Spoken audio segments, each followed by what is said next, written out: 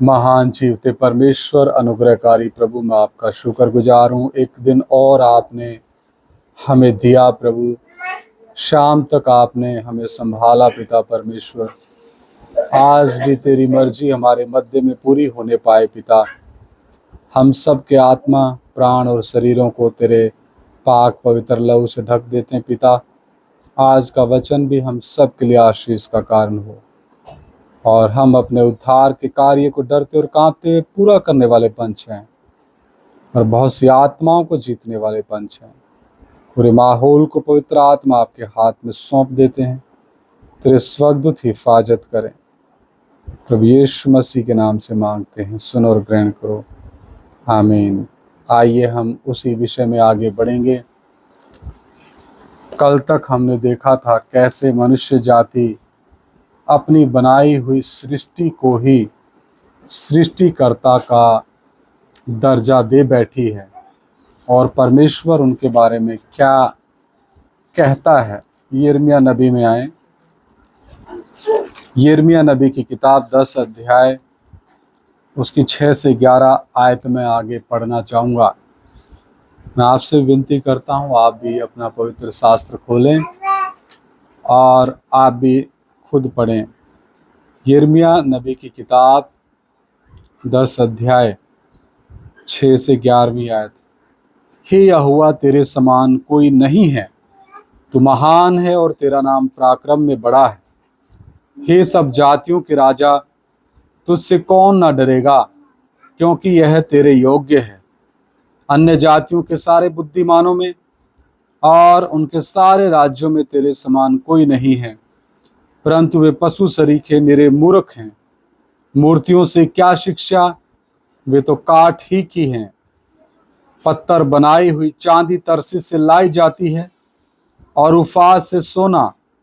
वे कारीगर और सुनार के हाथों की कारीगरी है। उनके पहरावे नीले और बैंजनी रंग के वस्त्र हैं। उनमें जो कुछ है वह निपुण कारीगरों की कारीगरी ही है।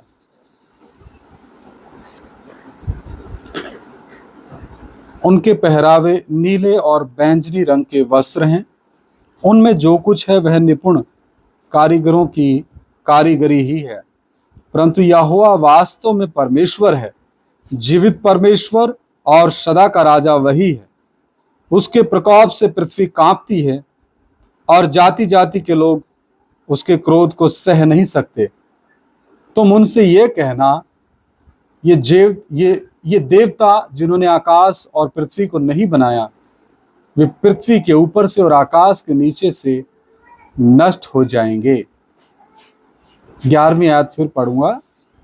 तुम उनसे यह कहना, ये देवता जिन्होंने आकाश और पृथ्वी को नहीं बनाया, वे पृथ्वी के ऊपर से और आकाश के नीचे से नष्ट हो जाएंगे। बहुत गंभीर ये आयत है। थोड़ी देर प्रार्थना करें। हालेलुया, धन्यवाद हो पिता परमेश्वर। ओ प्रभु, इनके ऊपर जो विश्वास लाने वाले हमारे भाई हैं, फिर उनका क्या होगा प्रभु। ओ पिता परमेश्वर, वो भी इनके साथ नाश हो रहे हैं। लाखों की भीड़ इनके पीछे चल रही पिता परमेश्वर। ओ प्रभु, उनके ऊपर आप दया करें, उनकी ज्ञान बुद्धि समझ आप खोल दे पिता। वो जान जाएं स्वर्ग के नीचे पृथ्वी पर एक ही नाम दिया गया जिसके द्वारा हम उद्धार पा सकते हैं। वो नाम केवल यीशु मसीह है, जिसने हमारे पाप और श्रापों के लिए कीमत दी। Hallelujah, hallelujah. आगे इसके संदर्भ में भजन संहिता 115वां अध्याय उसकी 2 से 9 आयत भी मैं फिर से रिपीट करना चाहूँगा। भजन संहिता 115वां अध्याय और उसकी 2 से 9 आयत। जाति जाति के लोग क्यों कहने पाएं, उनका परमेश्वर कहाँ रहा। हमारा परमेश्वर तो स्वर्ग में है, उसने जो चाहा वही किया है। उन लोगों की मूर्तें सोने चांदी ही की तो हैं, वे मनुष्यों के हाथ की बनाई हुई हैं। उनके मुंह तो रहता, परंतु वे बोल नहीं सकते। उनके आंखें तो रहती है परंतु वे देख नहीं सकती, उनके कान तो रहते हैं परंतु वे सुन नहीं सकती, उनके नाक तो रहती परंतु वे सूंघ नहीं सकती, उनके हाथ तो रहते हैं परंतु वे स्पर्श नहीं कर सकती, उनके पांव तो रहते हैं परंतु वे चल नहीं सकती, और अपने कंठ से कुछ भी शब्द नहीं निकाल सकती। जैसे वे हैं वैसे ही उनके बनाने वाले हैं, और उन पर सब भरोसा रखने वाले भी वैसे ही हो जाएंगे। इस कारण मसीहियों के ऊपर अन्य जातियां मारने को आती हैं, सताव लेके आती हैं, क्योंकि वो सच्चाई से प्रेम नहीं करते। उनका मन हर प्रकार की झूठ से प्रसन्न होता है, हर प्रकार के छल से प्रसन्न होता है, हर प्रकार के पाप में जीवन से अन्य जाति खुश होते हैं। इसलिए जिन चीज़ों में उनको खुशी मिलती है उन चीज़ों के खिलाफ यदि कोई उनके ऊपर सच्चाई प्रकट करके देता है वो फिर मसीहियत के विरोधी बनते हैं। लेकिन तमाम विरोधों और सतावट के बावजूद उनके मध्य में वचन कौन लेकर जाएगा? परमेश्वर अपने वचन में कहता, मैं किसको भेजूं और कौन जाएगा? अदन की वाटिका में हुए पाप के कितने भयंकर परिणाम हमारे सामने हम दिन प्रतिदिन वचन में से देखते जा रहे हैं। यिर्मयाह 16वां अध्याय 19 और 20 आयत भी मैं पढ़ना चाहूँगा। यिर्मयाह नबी की किताब 16वां अध्याय 19 और 20 आयत। यिर्मयाह नबी 16वां अध्याय 19 और 20। हे यहोवा, हे मेरे बल और दृढ़ गढ़, संकट के समय मेरे शरण स्थान, जाति जाति के लोग पृथ्वी के चारों ओर से तेरे पास आकर कहेंगे, निश्चय हमारे पुरखा, हमारे पूर्वज, हमारे बाप दादे परदादे झूठी, व्यर्थ और निष्फल वस्तुओं को अपनाते आए हैं। झूठी, व्यर्थ और निष्फल वस्तुओं को अपनाते आए हैं। ये एक समय आ रहा है, यिर्मयाह नबी के द्वारा पवित्र आत्मा लिखवा रहा है कि एक समय आएगा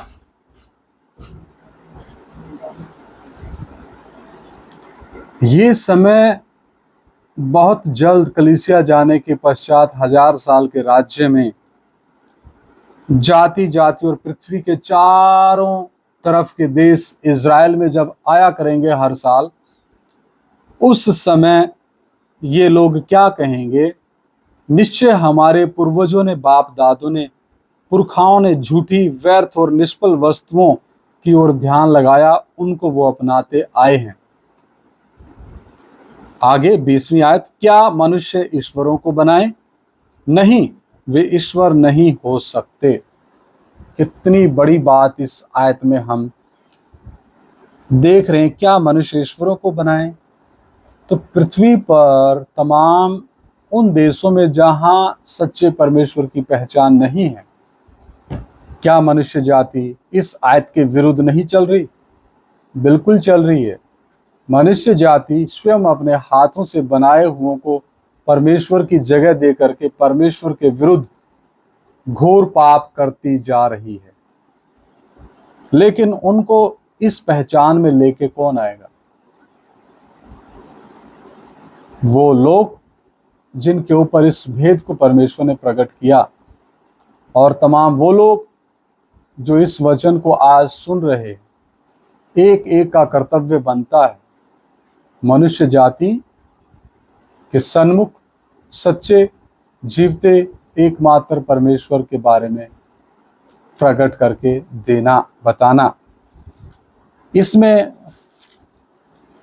कुछ बातें हमने देखी कि मनुष्य ईश्वरों को नहीं बना सकता या परमेश्वर को नहीं बना सकता, और अगर बनाता है तो वो ईश्वर नहीं है।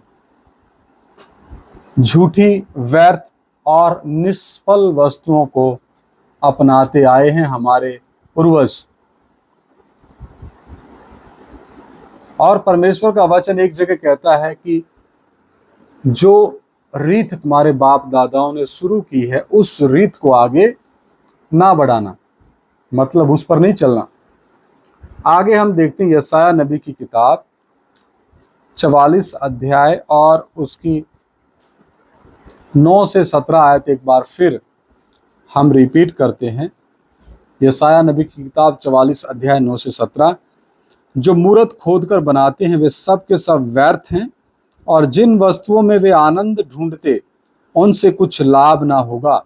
उनके साक्षी ना तो आप कुछ देखते और ना कुछ जानते हैं, इसलिए उनको लज्जित होना पड़ेगा न्याय के दिन श्वेत सिंहासन के सामने। किसने देवता या निष्फल मूरत ढाली है? देख, उनके सब संगियों को तो लज्जित होना पड़ेगा। कारीगर तो मनुष्य ही है, वे सब के सब इकट्ठे होकर खड़े हों, वे डर जाएंगे, वे सब के सब लज्जित होंगे। लोहार एक वसूला अंगारों में बनाता और हथौड़े से गढ़कर तैयार करता है। अपने भुजबल से वह उसको बनाता है, फिर वह भूखा हो जाता है और उसका बल घटता है। वह पानी नहीं पीता और थक जाता है। बढ़ई कारपेंटर सूत लगाकर टांकी से रेखा करता है और रंदनी से काम करता और प्रकार से रेखा खींचता है। वह उसका आकार और मनुष्यों की सी सुंदरता बनाता है ताकि लोग उसे घर में रखें। वह देवदार को काटता या वन के वृक्षों में से जाति जाति के बांज वृक्ष चुनकर देखभाल करता है। वह देवदार का एक वृक्ष लगाता है जो वर्षा का जल पाकर बढ़ता है। तब वह मनुष्य के ईंधन के काम में आता है। वह उसमें से कुछ सुलगाकर तापता है, वह उसको जलाकर रोटी बनाता है। उसी से वह देवता भी बनाकर उसको दंडवत करता है। वह मूरत खुदवाकर उसके सामने प्रणाम करता है। उसका एक भाग तो वह आग में जलाता और दूसरे भाग से मांस पकाकर खाता है। वह मांस भूनकर तृप्त होता, फिर ताप कर कहता है, आहा, मैं गर्म हो गया, मैंने आग देखी है। और उसके बचे हुए भाग को लेकर वह एक देवता अर्थात एक मूर्त खोद कर बनाता है। तब वह उसके सामने प्रणाम और दंडवत करता और उससे प्रार्थना करके कहता, मुझे बचा ले, क्योंकि तू मेरा देवता है। मूर्ति जगत में कोई वस्तु नहीं मेरे प्रियो। एक ही पेड़ से भोजन पकाता है और उसी पेड़ की लकड़ी से वो अपने लिए एक देवता भी बनाता है। इस संसार के ईश्वर ने, शैतान ने, दुष्ट ने उनकी बुद्धि भरमा के रखी, अंधी करके रखी, देखते हुए भी नहीं देखते, सुनते हुए भी नहीं सुनते कि हम क्या देख रहे हैं, क्या सुन रहे हैं और क्या कर रहे हैं। इसी का 44 का 18वीं आयत भी मैं पढ़ना चाहूंगा। वे कुछ नहीं जानते, ना कुछ समझ रखते हैं, क्योंकि उनकी आंखें ऐसी बंद की गई हैं कि वे देख नहीं सकती, और उनकी बुद्धि ऐसी कि वे बूझ नहीं सकते। उनकी आंखें खोलने के लिए परमेश्वर ने 5 प्रकार के सेवकों को, जूनियर सेवकों को कलीसिया में रखा है, ताकि वो परमेश्वर का ईश्वरीय कलाम, परमेश्वर का सुसमाचार इनके पास लेकर जाएं। इनके पीछे काम करने वाली अंधकार की शक्तियों के साथ आत्मिक मल्लयुद्ध करें और उन आत्माओं को उनसे छुड़ाएं। तब जाकर के मसीह का प्रकाश उनके ऊपर चमकता है। यहाँ पे लिखता है, उनकी आंखें ऐसी बंद की गई हैं। पहला यूहन्ना 5:19। सारा संसार दुष्ट के वश में पड़ा और दुष्ट ने लोगों की बुद्धि अंधी करके रखी है। दूसरा करंथिया 4:4 में भी हम पढ़ते आ रहे हैं। तो इनकी बुद्धि को अंधा करने वाला कौन है? इस संसार का ईश्वर, इस संसार का सरदार शैतान, इब्लीस, वही पुराना सांप, बड़ा लाल अजगर, भरमाने वाला, झूठ का पिता, बहुत नाम है इसके, विपत्ति।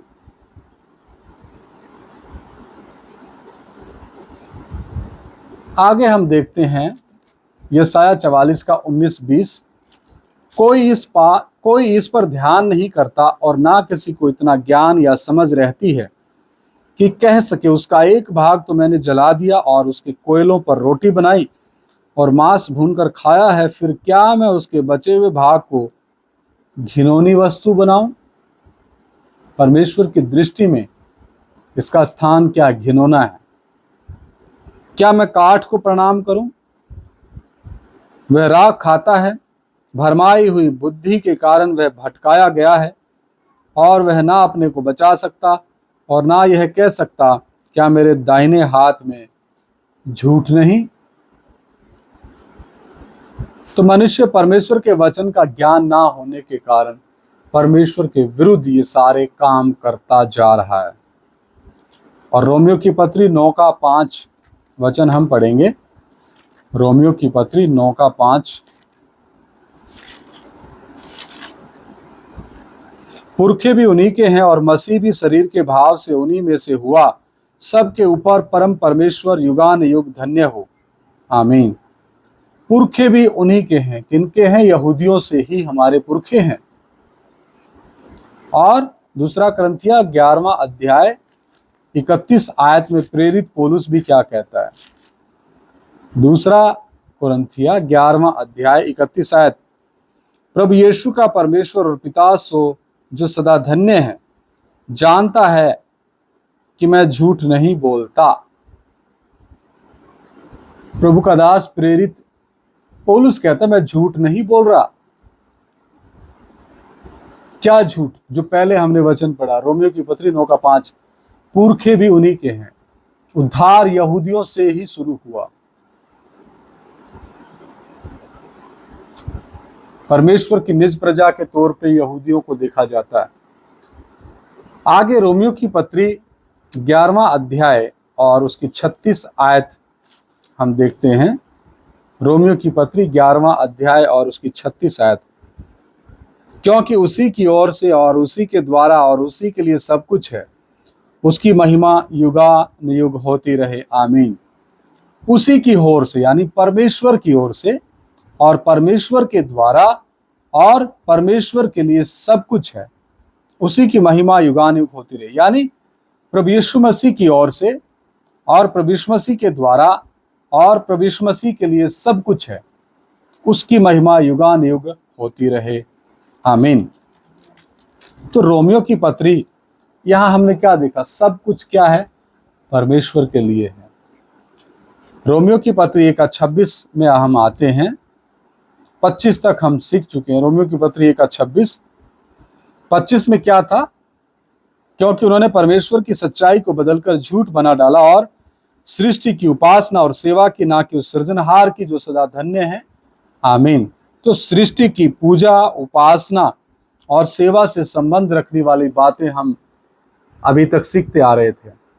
अभी रोमियो की पत्री 1:26 में आगे बढ़ते हैं। इसलिए परमेश्वर ने उन्हें नीच कामनाओं के वश में छोड़ दिया, यहां तक कि उनकी स्त्रियों ने भी स्वाभाविक व्यवहार को उससे जो स्वभाव के विरुद्ध बदल डाला। इन तमाम बातों के होने के कारण परमेश्वर जो सर्वज्ञानी है, मनुष्य जाति को छोड़ दिया।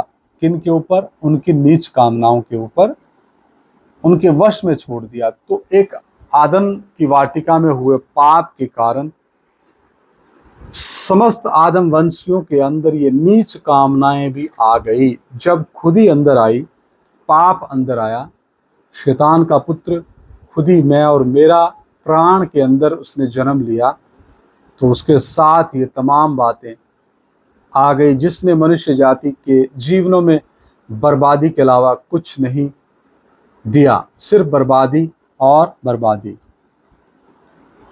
यहां पर क्या है? परमेश्वर ने मनुष्य जाति को नीच कामनाओं के वश में छोड़ दिया। इफिसियों की पत्री 4 का 19 भी हम देखते हैं।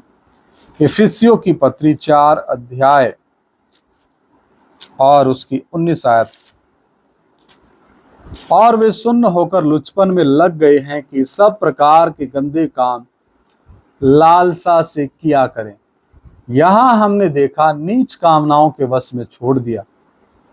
और नए नियम में इफिसियों की पत्री में फिर से परमेश्वर का वचन कहता है, अन्य जाति सुन्न होकर लुचपन में लग गए हैं कि सब प्रकार के गंदे काम लालसा से किया करें। तो पाप का जो विषय हम सीखते आ रहे हैं, ये दिन प्रतिदिन आगे और भी गंभीर बातों की तरफ बढ़ता जा रहा है। इन्होंने मनुष्य जाति को, पाप ने क्या कर दिया? सुन्न कर दिया। सुन्न का मतलब, जब हमारा किसी का ऑपरेशन होता है, इंजेक्शन डॉक्टर देते हैं, उस हिस्से को सुन्न कर देते हैं, मतलब इसको यह आभास ना हो। आभास आज मनुष्य जाति को पाप के प्रति नहीं हो रहा। पाप के प्रति मनुष्य जाति क्या है? सुन्न हो गई। और सुन्न होने के कारण मनुष्य जाति किस में लग गई?